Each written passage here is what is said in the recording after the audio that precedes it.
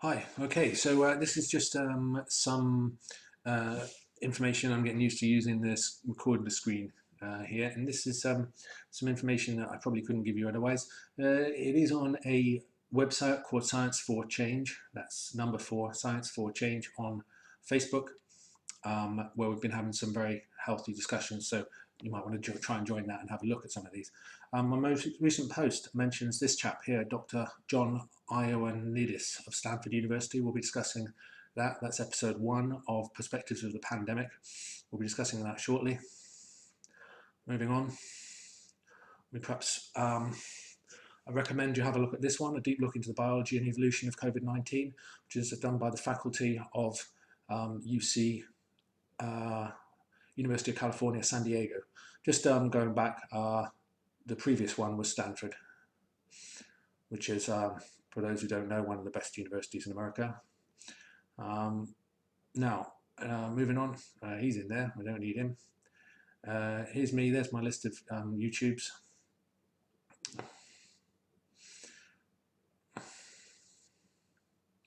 And now I've just realized I'm not on the right page, so I'm going to have to stop this one and move to Science for Change, or at least you're going to enjoy watching the fonts while I do that. How do I get to that then? Go to Games, Science for Change. How do I get that home? Try that one. Science for Change, Science for Change. There's my Science for Change group. And I have to move that one page across in it. Scroll that down. Now this one, King KNUT. Professor KNUT Wiitkowski. There he is. You can read what it says there. Perspectives on the Pandemic, episode 2. Now this guy, wow, he's something else, and we'll be discussing him later too.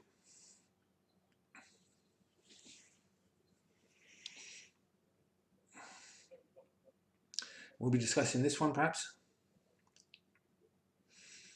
Epidemiologist Neil Ferguson admits he was drastically wrong with initial COVID-19 model. That is being disputed as possible fake news. That's from an American website, The Highwire.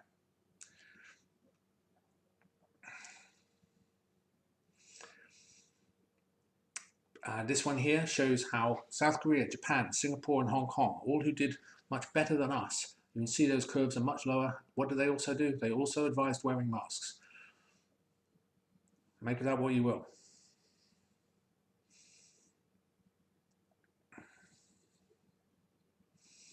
This guy, we also will perhaps have a mention of him, because he also questions whether the policy based around the Ferguson Imperial College model was wise.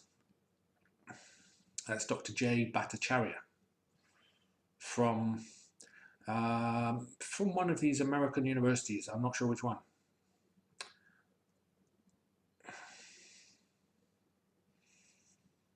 But just going back to it, he wrote a piece in the Washington Post.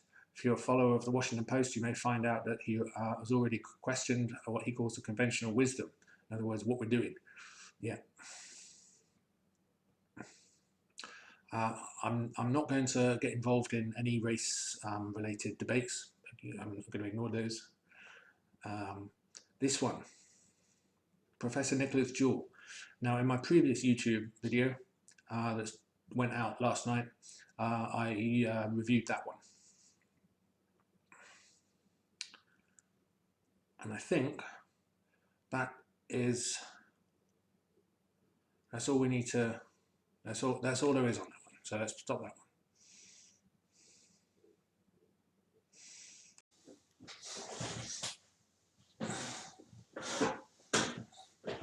Okay, just shuffling myself around, trying to get the best view on this situation, so you don't have all that bright light shining at you. But I've got the blind down, so that's the best I can do.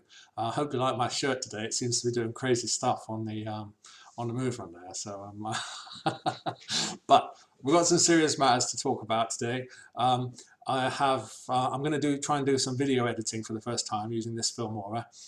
You may find actually the Filmora destroys the beauty of the amazing patterns on the shirt, so maybe somebody can pay me so you can see how amazing my shirt is on this on this small screen. I don't know if it's the same on the bigger screen, but anyway, I've got to stop going on about fashion, and I've got to talk about all kinds of experts like Dr. John I don't know how to say that, Ioannidis of Stanford, and Professor KNUT, WIttkowski, and Dr. J. Bhattacharya, I think it is. Yeah. Some amongst those, we've got one guy, the guy at Stanford, the guy in the white suit, claiming to be some kind of saint, and you know, he's probably got a good case for it. Let's be honest. Yeah.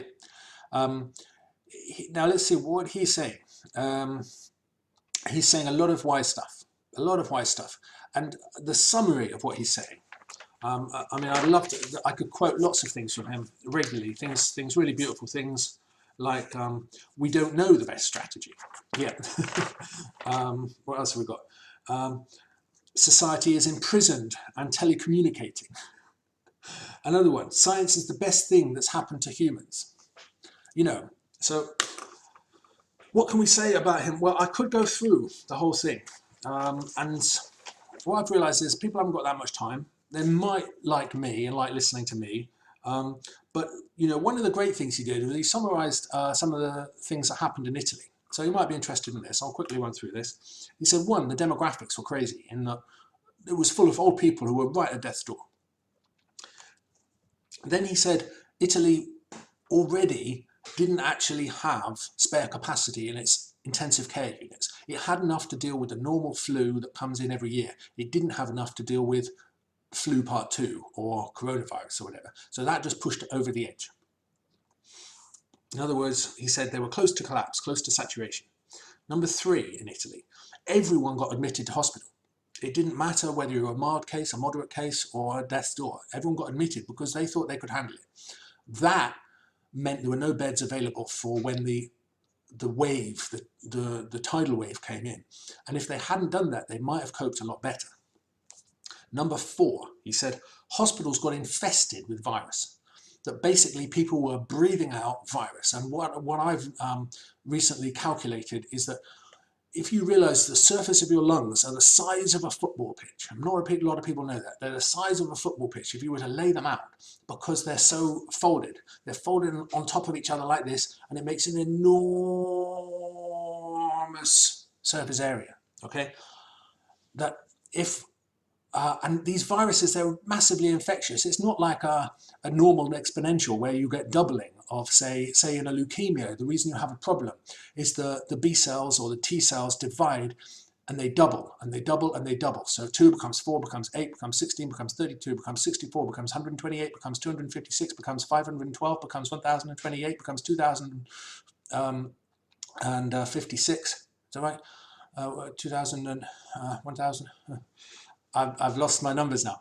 So basically it doubles and doubles and doubles, and in no time you go from one B cell or T cell to having 1 million, and then 2 million, and then 4 million, and then 8 million, and then 16 million. And that is why leukemia often kills you, because it's the massive growth potential of life if it's not stopped. And that's the kind of thing I'm used to thinking about, because that's actually part of the natural procedure that your immune system goes through in just 2 weeks to cope with any new infection, because your B cells are the cells that I specialized in that make antibody. And as we know, antibody is crucial in this pandemic discussion. So, but with virus, it's different, because you can have one cell get infected with one virus, produces maybe 10,000 virus particles. That's a conservative estimate, perhaps. You know, it's erring on the side of caution.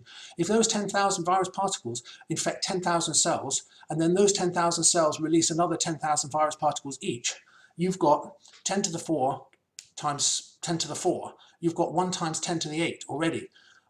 If that happens again, you've probably got more cells, more virus particles than are grains of sand on the planet Earth. It happens quite fast, and that's why your immune system has to be bloody fast to catch up with it. Okay, so what he says is the hospitals got infested, and what he means is people were just breathing out virus. The air in hospitals was thick, like with invisible smoke of virus particles that anyone who went in there was breathing in.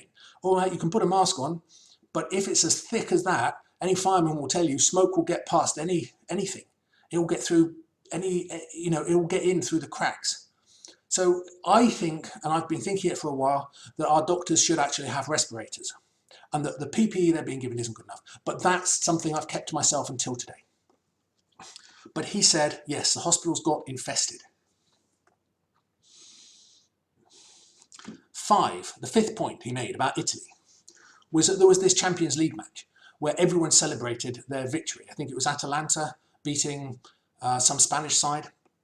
And that's probably why Italy and Spain both were at the epicenter of the infection, because they were hugging and kissing and celebrating into the night, and so many people got the disease. Now, in those situations, it's very, very likely that one person could have infected 100, 200 people.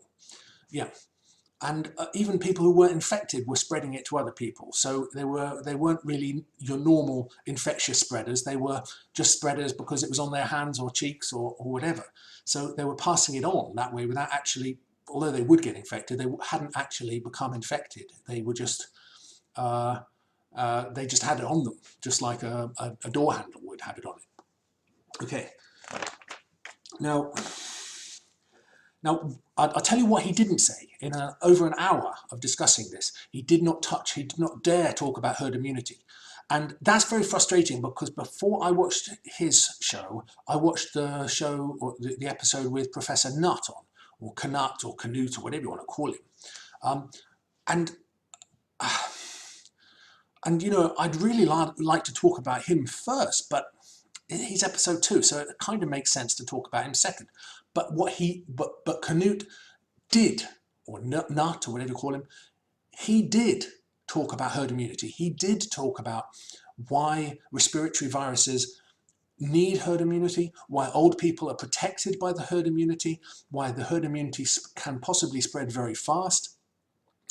And I'm now going to throw into the mix something that I don't think he said much about, but I might be wrong, but Jay Bhattacharya said, which was that we don't know, and this is very, very important to anyone trying to model the disease and follow the epidemic in a medical management sense, we don't know yet a certain key statistic called the mortality rate.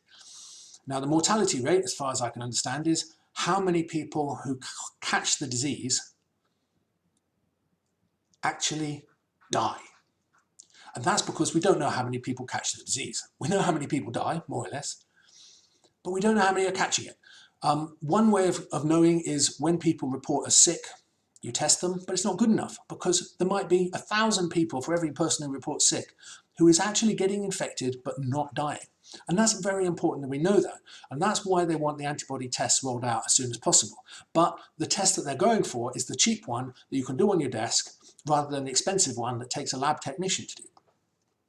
And you can see why on a public policy front that might be important. But they could still employ a lab technician like me, that's what I could be doing.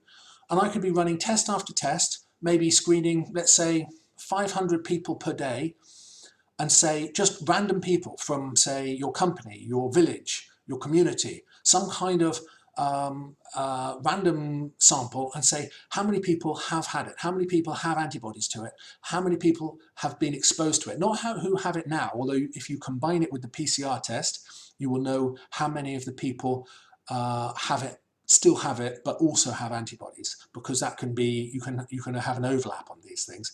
But the argument is that once you've had it, you have the antibodies probably for more or less a lifetime, certainly several years, and you're unlikely to contract it again. So if you show up as positive in the antibody test and positive in, say, the PCR test, then that PCR test in a week's time will probably start showing negative, whereas the antibody test will stay positive with you for life, or or for at least as far as we're concerned, a few years, which in the midst of this mad pandemic where everyone's trying not to panic, but nobody really knows the answers, and the people who look like they're the calmest, coolest heads in the world, they might be the captain of the ship that's heading towards the rocks and giving wrong advice to their patients or their governments.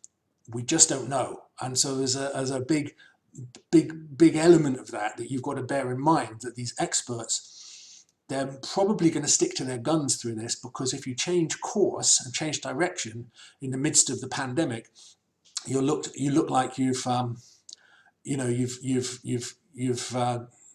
changed sides and things like that.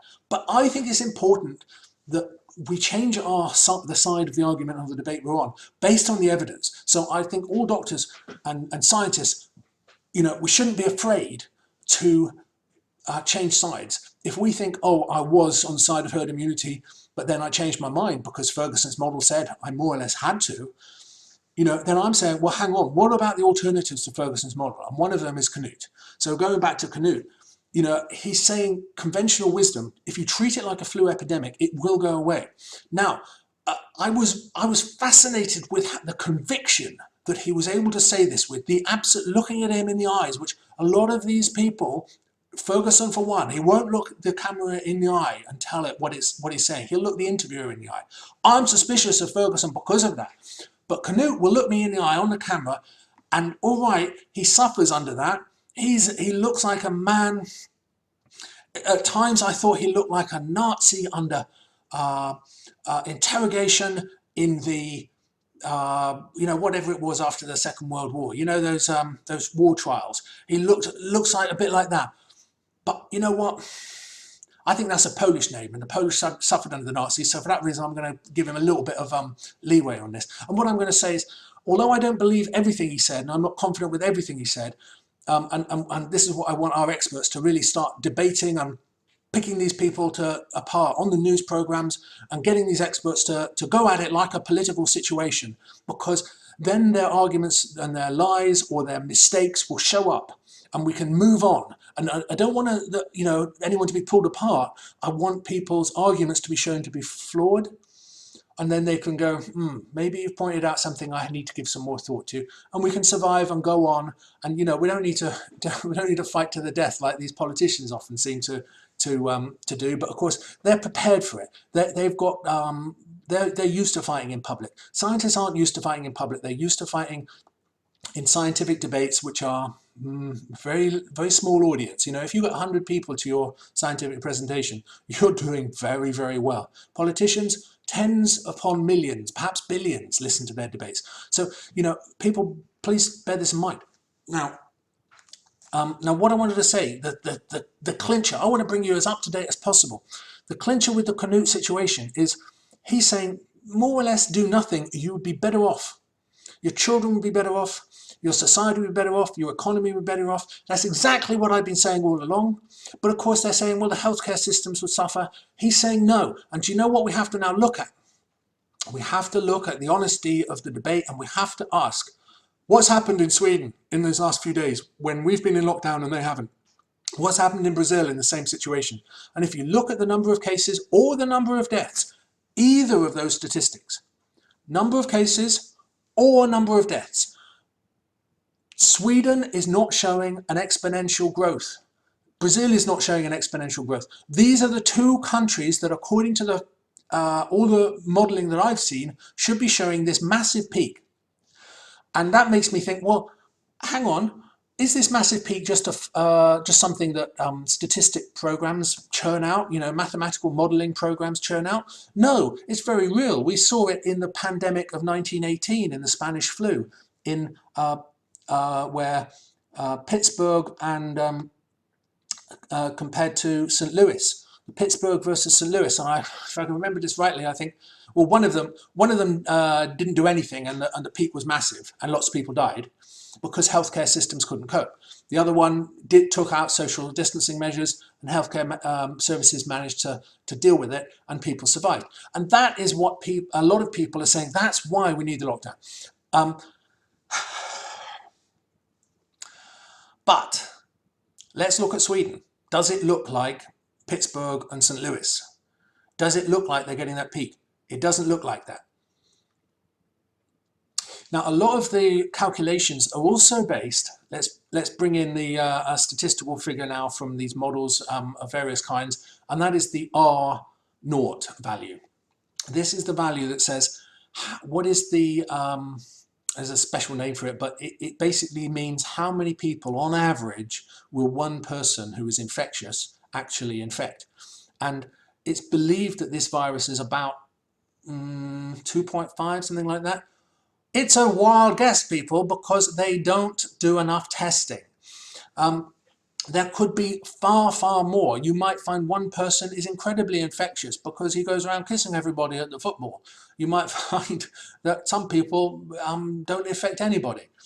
And as well as that, you know, and that might be why Spain and Italy suffered so much, because they always kiss each other on the cheek when they meet each other. So, you know, mwah, mwah. We don't always do that, so maybe it won't spread as badly, certainly in Sweden, but maybe it will in Brazil. So why is things not going mental, so to speak, to use the vernacular? Why are things not going mental in Brazil? Well, why is, in other words, what he's saying, I have to get rid of this lie if I'm going to be taken seriously as a medical perspective, but you know, when you've been working with the community for a while, this is sort of the thing you have to put up with. Why is Brazil's curve not going whoosh? Why has it stabilized? Because that evidence from Sweden and Brazil supports one person in the world that I know of, one expert, the man who used to be professor at the Rockefeller Institute funded by Rockefeller money. You don't get idiots becoming professors at the Rockefeller University, I can tell you that for nothing. He doesn't work there anymore, but he spent 35 years there. You know, it's difficult holding a job down for a year in some of these places. He managed 35. He knows what he's talking about.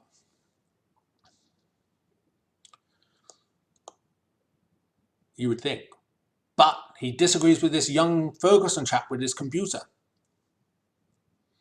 Now, Ferguson, my question on this, that TV channel that I mentioned, the Highwire, they said, and this is what they said, is that when Ferguson made his prediction, he said to the government, you might have in the United Kingdom 500,000 people die if you don't put in social distancing measures now. That sounds to me like a worst case scenario. This Highwire program says Ferguson has drastically reduced his estimate to 25,000. Apparently, the 25,000, according to Ferguson, this was fake news from Highwire, they said, because no, that was different circumstances. That was different. If you put a different data into the model, you get different data out. That was assuming different things or with different information available to us. They don't actually, I can't find any YouTube or any news story where they actually say this. This just seems to be off the anecdotal response that's you know, how they explained the different figure. But it strikes me that the data you're putting in is the range of data you have available to you. So worst case scenario sounds like 500,000, pretty bad, and maybe you have to prepare for that. But best case scenario is 25,000, and that's perfectly manageable because we get that pretty much every season anyway with flu, if not worse. And that is totally backed up by what John Ioannidis said as well, who also said that whereas Italy was always becoming fully saturated, on the verge of full saturation every season anyway, America has, I think, 33% more ICU beds than Italy per person. So it would have weathered this storm better than Italy, unless, of course, we did get the worst case scenario. But he also said, this John Ioannidis, he also said, in his opinion, that although you should prepare for the worst case scenario, you really want to be expecting it to be closer to the average. So if I've got if you like, a worst case scenario and a best case scenario from the Ferguson model, I would also expect an average. But I'm personally not being told that. I know the government's being told that, but I'm not convinced that Boris Johnson, the economic expert, knows enough about the medical models and the mathematics of the situation because he hasn't had years of training in it, unlike these epidemiology experts. So, and the other thing is that I'm very keen to respect the medical knowledge of medical immunologists when it comes to year on year, season on season, the health of the individual over a lifetime. And so many of these models, I'm going to list them for you in a minute. I'm going to go and make another little video and cut it all together seamlessly with my video editing skills to show you these 5 websites that I've looked at. They'll hopefully be coming up at the end of this video, and they are YouTube videos which show simulations and explain how these mathematical models that supposedly, well, they've influenced policy. They are why you're at home. What they have said, the Ferguson model, that's why you're at home. Before that drastic measure came in, we were going to go with a herd immunity model, which is the same as what has been advised for the last 35 years. So what actual factor did they plug in that was an estimate, but they said, we'll say it's the real thing? Was it the R0 value? Did that go up? Was it the death rate that they estimated, even though they don't have the antibody test, and they plugged that data in and they based it on that? Because if those figures were wrong, then us being locked down is wrong.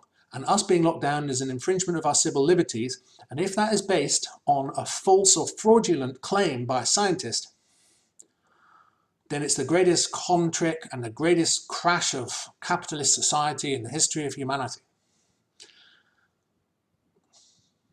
And I think that's pretty bloody exciting.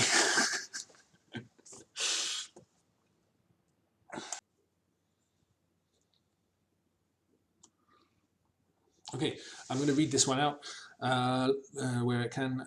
This is just a summary of my thinking. That is, lockdown reduces personal herd immunity, causing fewer deaths in season 1, but the potential disaster for subsequent seasons dramatically increases. The alternative strategy to isolate the immunocompromised to those recommended flu jab is heresy, but it leads to similar amounts of lives saved, does not increase the burden on healthcare services, and avoids the risk of creating an immuno-naive population, a workforce dependent upon drugs and vaccines. I'm listing the maths models here and some of the recent bids. I'll leave that on screen for you to write it down. Some of those are pretty long. Yep, you might find it easier to look them up by other routes, but there's the information, so we can't say I didn't give you.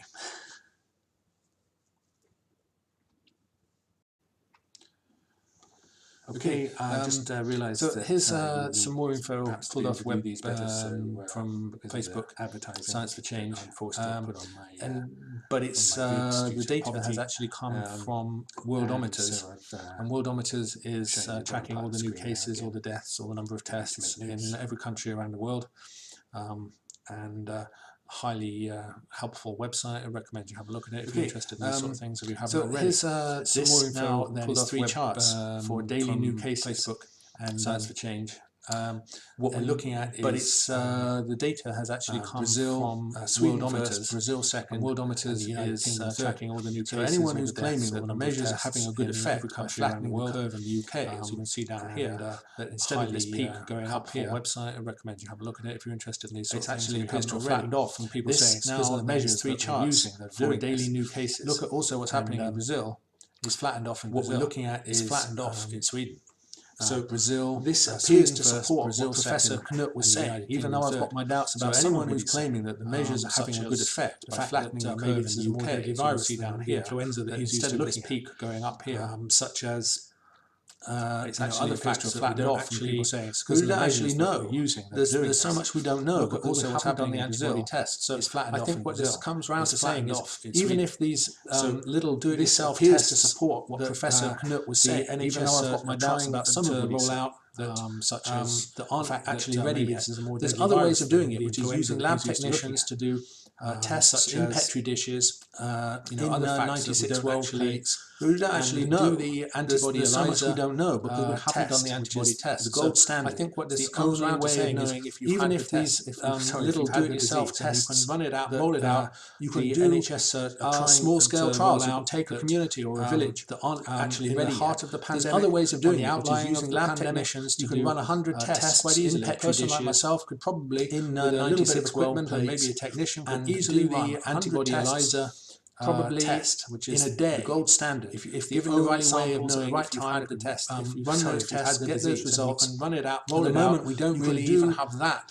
small-scale trials. You can take a community or a village without that information. All of your models of the pandemic, and all of your projections, of the pandemic, all of your scaremongering, and all of your tests quite easily. All of your person like myself could probably waste a bloody time, a little bit of equipment, and maybe a technician could easily risking people's lives. If this economy crashes, probably more people will die of poverty-related disease. Given the right samples at the right time, you know it. Run those tests, get those results.